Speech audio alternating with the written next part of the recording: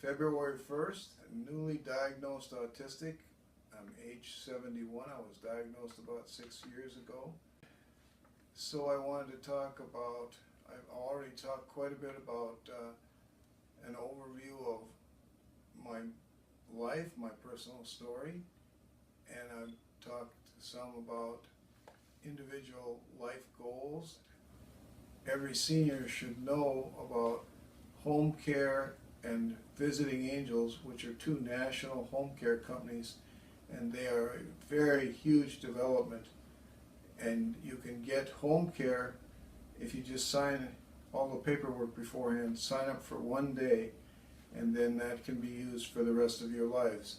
And there will be a time when you will need it, and you just never know when that is, and when it occurs, it's really better, much better to have done it beforehand. So, I just want to make that point again.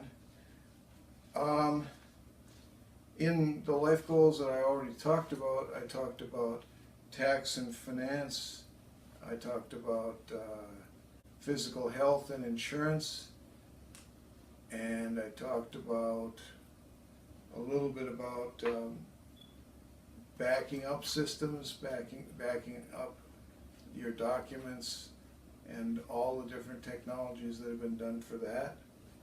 And also a little bit about making of this video, which originally started by a series of audio tapes, and then were converted over to color video, which is a massive technology change in a period of about 2 or 3 years. And 3 months from now, it'll be a new technology again. I talked a little bit about home car, which is home, car, and outside house environment if you have a house.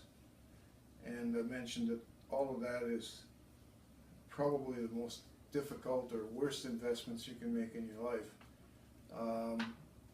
They can be the best or the worst depending on how they're managed. Wives can cost millions of dollars for divorces. Homes can cost tremendous amounts of money for selling them. And if they have purchased badly, you can have a very big unexpected expense, go over budget, and then have to get rid of the house because you can't afford it anymore. These are things that millions of people have had that effectively have nothing to do with autistics, except that if you're an autistic, you can plan and you can think about these things in an organized way. You can be, as somebody would put it, obsessive about them, but you can save all sorts of money or problems or both by doing that. So another basic split in your life goals are those goals which are people related, and those goals which are like family related and friends, and those goals which are estate related. Are the things in your life or the value in the objects that you have, or sentimental value which has no or very little personal value for anybody outside of your family. And it's important to make those distinctions, because whatever you do, you're going to have fighting over what's left at the end after you die. So the will or estate plan is an attempt to try and make those problems less for people. That's the objective. It's not for yourself, but for others afterward. So I think I'm going to talk a little bit more about travel documents. Travel is a number of documents. That I particularly have is a list of all the trips that have ever been made by me or my family members, or both. And they are summer and winter trips, airplane and car trips. And each of those has all sorts of details regarding hotel numbers, phone numbers of hotels, which some of which no longer exist after 20 years, or very often have been renamed and repurchased. And unless you had those old lists, you wouldn't be able to get the numbers for those hotels that easily. Now there's a lot of stuff that's on the web regarding hotels and motels and stuff, but it's not always up to date in rural areas. Sometimes the technologies can be very useful if they're slightly older, more so than you'd imagine. It's also always, both in travel and in home activities, to continue to shrink the size of the items that you need for daily use, for travel use, for any use. Especially if you're a prepper like I am, so you fill the house with large numbers of items. That's of course not a good thing, but you can also decrease the size of that. An example is that I previously had VHS tapes for a home entertainment center, and I got rid of a lot of those and used CDs. Took the CDs out of the cases and just put them into very small containers. So I had like 40 CDs in a box, a thing about this big, which it was double-sided, so it had CDs on each side. And when I did that, took the CDs out of the original containers, I was able to put everything from almost 1,000 discs into one drawer. So Roku and the cloud have been a big thing for me, but the reliability of that is sometimes less than perfect. But those represented movies that I couldn't even fill with back wall shelves. It sits a whole bunch of VHS tapes, and they exist only because the movies haven't yet been placed on CDs. So I have multiple copies. Well, I started out talking about travel, and I mentioned all trips in terms of all the various types of trips. The other things that people talk about nowadays is they talk about all the trips they want to take in their lives, and that's their bucket list. And it's important to think of the bucket list as something that you really do actually do. A lot of people would have a bucket list put together and never ever do those things because their whole lives are just working.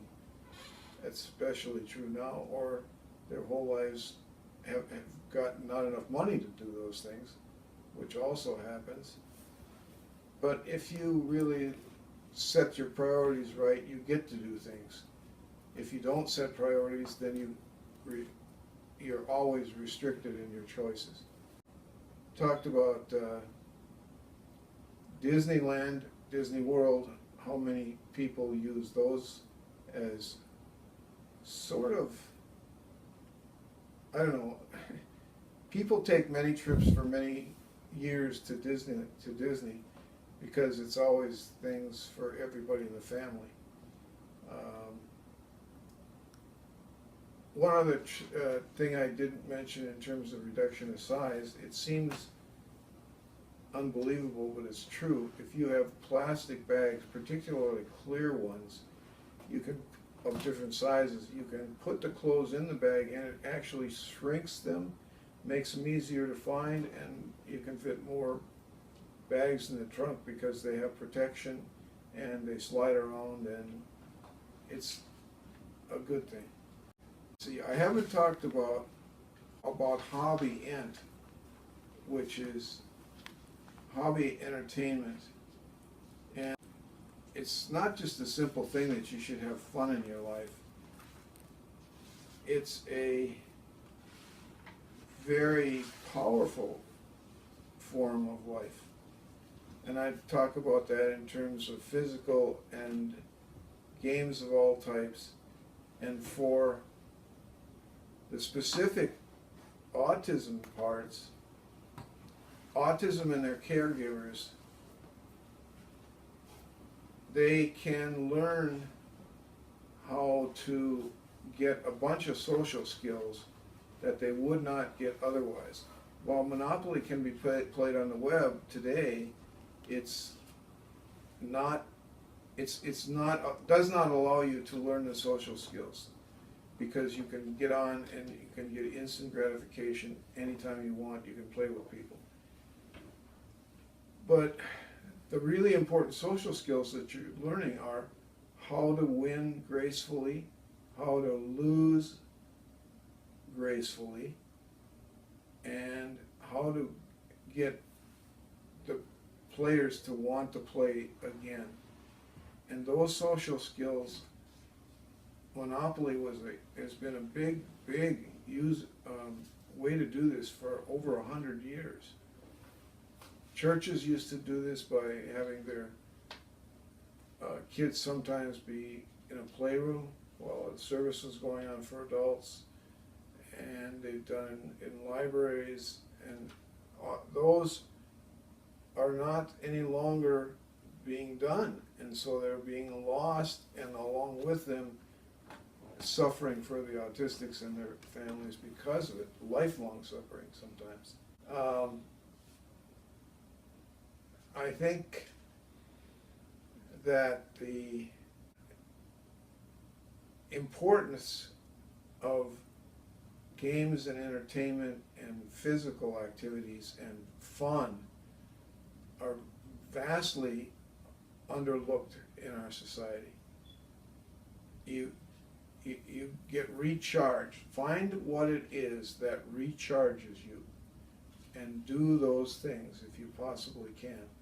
Because if you don't, then your effectiveness will go down in your work environment, and you will be unhappy, grouchy, and people will not respond to you in a positive way. You won't get as much work done either by you or others around you, and it's certainly just not recognized as how critical it is. And that's for everything that's being said here is for autistics, but even more for everybody in our society. So the thing about it is that for autistics, they have to learn how to do those things. They don't have nearly the social skills, and so they have to do those things as well as getting empathy and other ways to deal socially with neurotypicals. And so they, on the plus side, if they focus on it, they can be obsessive, dig deeply into problems. If they don't focus on it, they won't know anything about it, and they'll be very poor at doing anything like that. So to be an autistic is very different, very, very different. And if you don't recognize this and don't learn from other autistics, you will tend to move to isolation and make things worse for yourself and be less productive, less alive, less full existence than you would be otherwise.